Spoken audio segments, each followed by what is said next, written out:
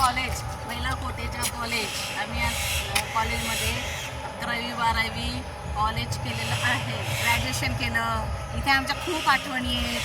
हे आमचं ग्राउंड आहे, प्लेग्राऊंड आमचं. हे आमच्या कॉलेजची बिल्डिंग. आम्ही तिथे खाली तिथे आमचं पिरियड असायचा, टाक सर असायचे का ग. आणि मंगलताईचं तिथे नाव पण आहे, स्पोर्ट्समध्ये नाव आहे मंगला विनायक छापानी म्हणून. सध्या तर बघा आमचं कॉलेज.